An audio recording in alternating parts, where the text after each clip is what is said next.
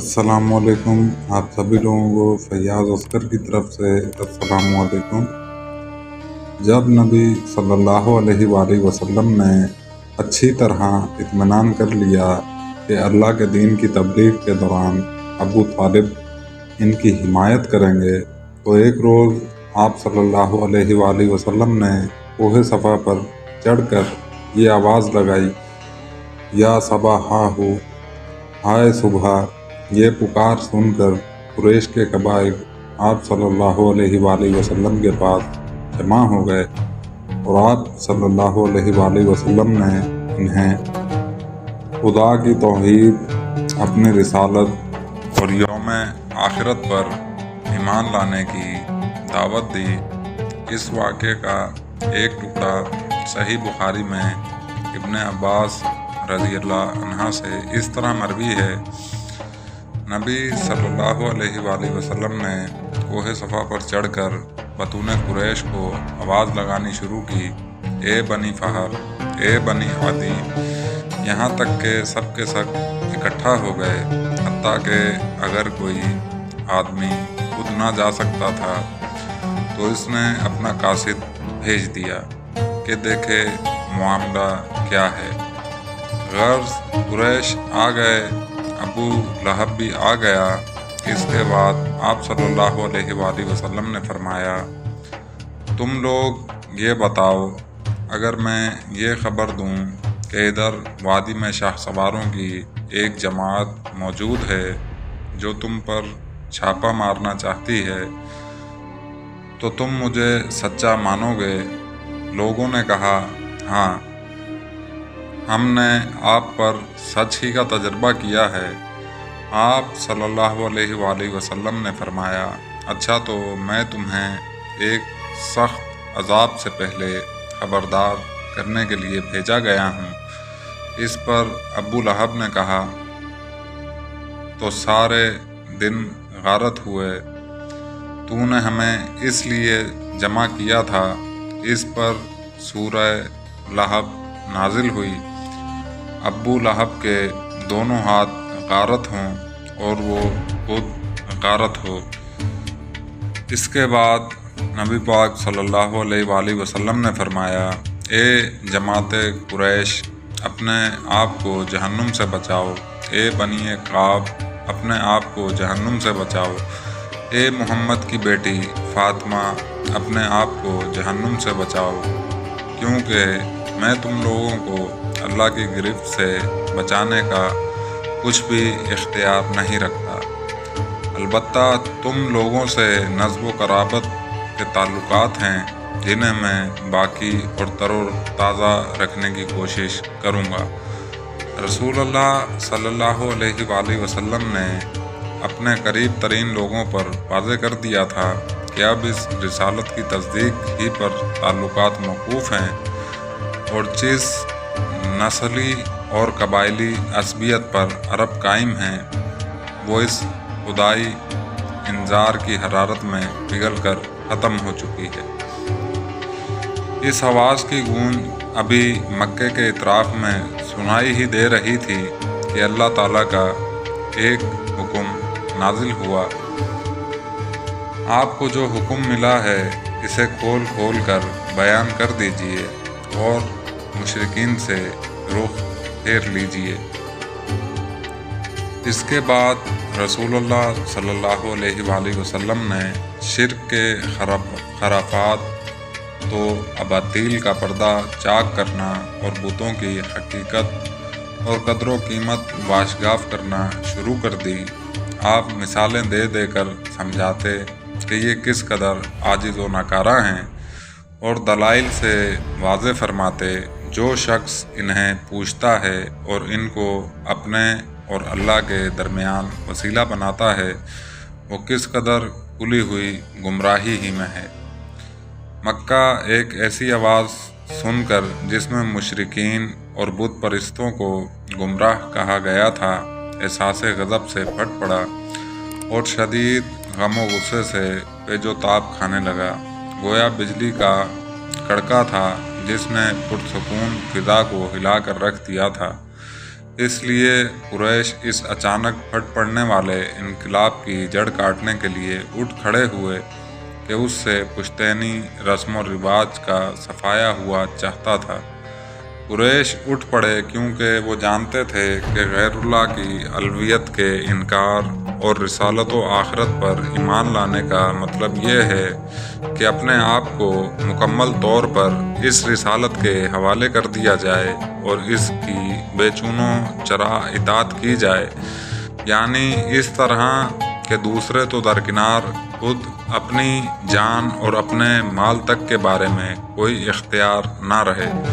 اور اس کے معنی یہ تھے کہ مکہ والوں کو دینی رنگ میں اہل عرب کے بارے میں کوئی اختیار نہ رہے، اور اس کے معنی یہ تھے کہ مکہ والوں کو دینی رنگ میں اہل عرب پر جو بڑائی اور سرداری حاصل تھی اس کا صفایا ہو جائے گا، اور اللہ اور اس کے رسول کی مرضی کے مقابل میں انہیں اپنی مرضی پر عمل پیرا ہونے کا اختیار نہ رہے گا، یعنی نچلے طبقے پر انہوں نے جو مظالم روا رکھے ہوئے تھے اور صبح شام جن برائیوں میں لت پت رہتے تھے،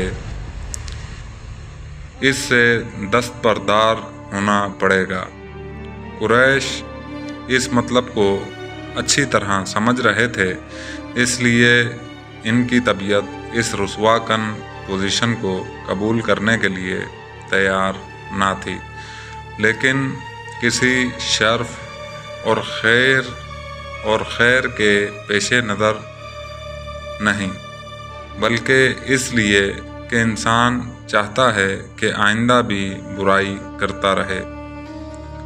قریش یہ سب کچھ سمجھ رہے تھے، لیکن مشکل یہ آن پڑی تھی کہ ان کے سامنے ایک ایسا شخص تھا جو صادق اور امین تھا، انسانی اقدار اور مکارم اخلاق کا اعلیٰ نمونہ تھا، اور ایک طویل عرصے سے انہوں نے اپنے آباء و اجداد کی تاریخ میں اس کی نظیر نہ دیکھی اور نہ سنی تھی۔ آخر اس کے بالمقابل کریں تو کیا کریں؟ قریش حیران تھے، اور انہیں واقعی حیران ہونا چاہیے تھا۔ کافی غور و خوض کے بعد ایک راستہ سمجھ میں آیا کہ آپ کے چچا ابو طالب کے پاس جائیں اور مطالبہ کریں کہ وہ اپنے آپ کو آپ کے کام سے روک دیں۔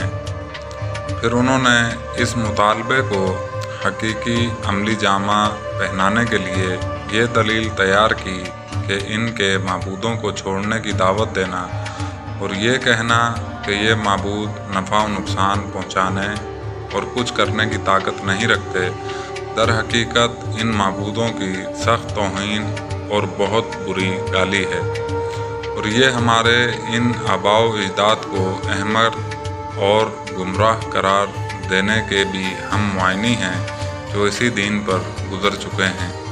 قریش کو یہی راستہ سمجھ میں آیا اور انہوں نے بڑی تیزی سے اس پر چلنا شروع کر دیا۔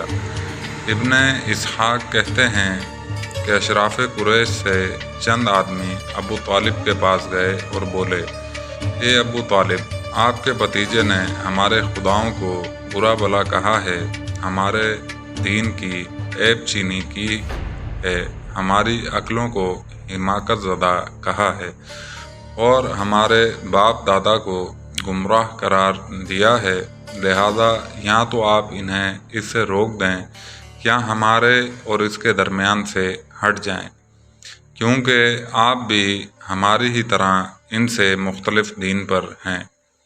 ہم اس کے معاملے میں آپ کے لیے بھی کافی رہیں گے۔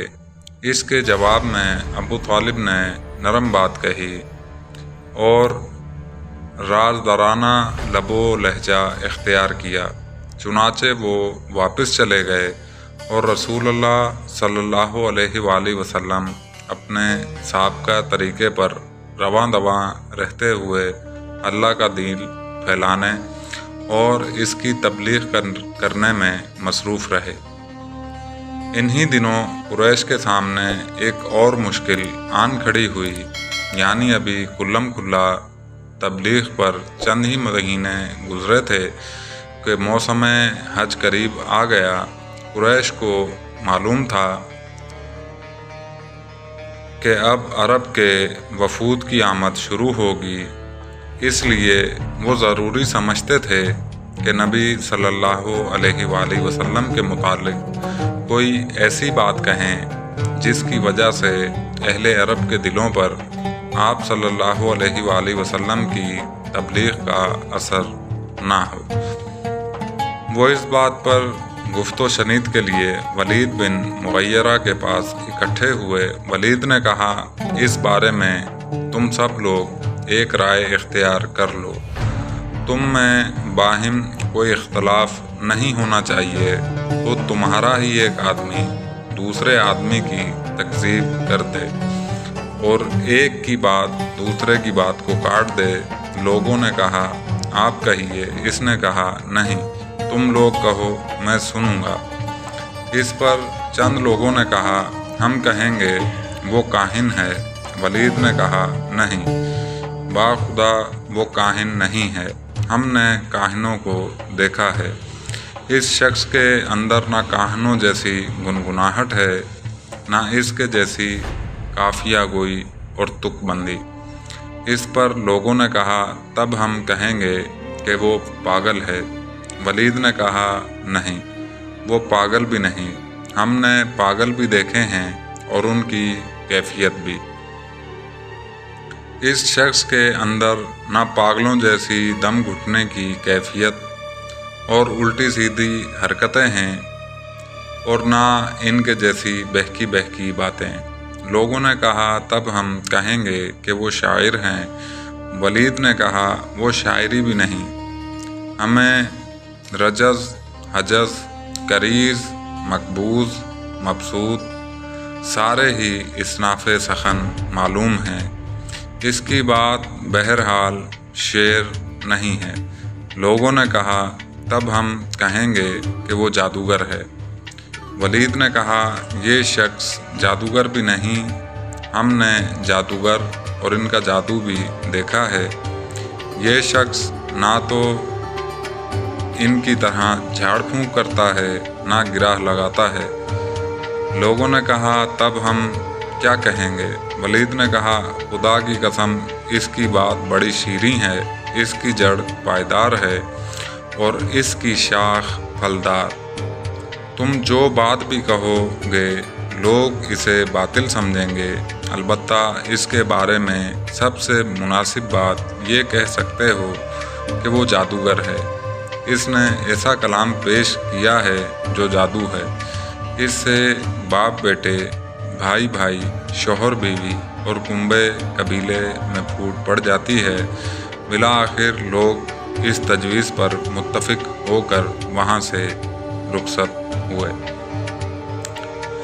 बहरहाल ये करारदाद तय पा चुकी तो इसे अमली जामा पहनाने की कार्रवाई शुरू हुई।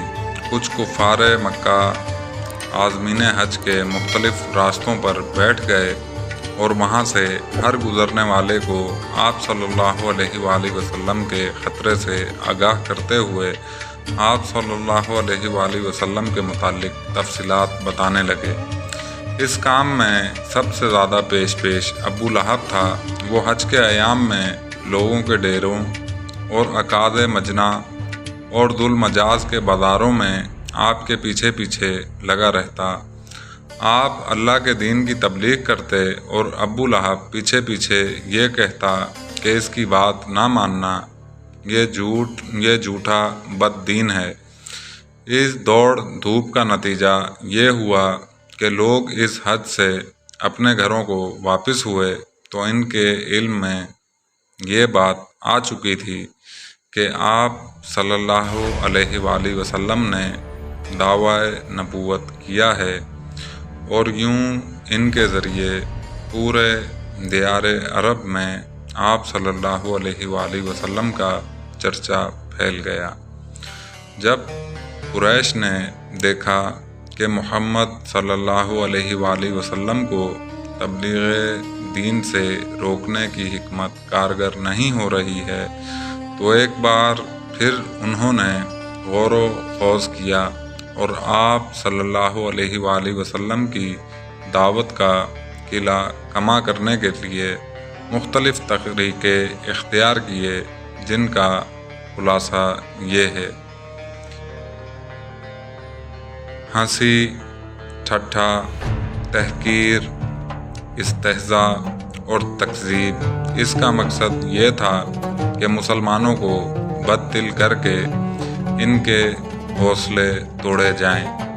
اس کے لیے مشرکین نے نبی صلی اللہ علیہ وآلہ وسلم کو ناروا تہمتوں اور بیہودہ گالیوں کا نشانہ بنایا۔ آپ صلی اللہ علیہ وآلہ وسلم کی تعلیمات کو مسخ کرنا، شکوک و شبہات پیدا کرنا، جھوٹا پروپیگنڈا کرنا، تعلیمات سے لے کر شخصیت تک کو واہیات اعتراضوں کا نشانہ بنانا، اور یہ سب اس کثرت سے کرنا کہ عوام کو آپ صلی اللہ علیہ وآلہ وسلم کی دعوت اور تبلیغ پر غور کرنے کا موقع ہی نہ مل سکے۔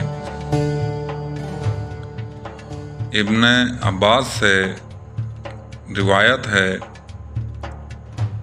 کہ نضر نے چند لونڈیاں خرید رکھی تھیں، اور جب وہ کسی آدمی کے متعلق سنتا تھا کہ وہ نبی صلی اللہ علیہ وآلہ وسلم کی طرف مائل ہے تو اس پر ایک لونڈی مسلط کر دیتا جو اسے کھلاتی پلاتی اور گانے سناتی، یہاں تک کہ اسلام کی طرف اس کا جھکاؤ باقی نہ رہ جاتا۔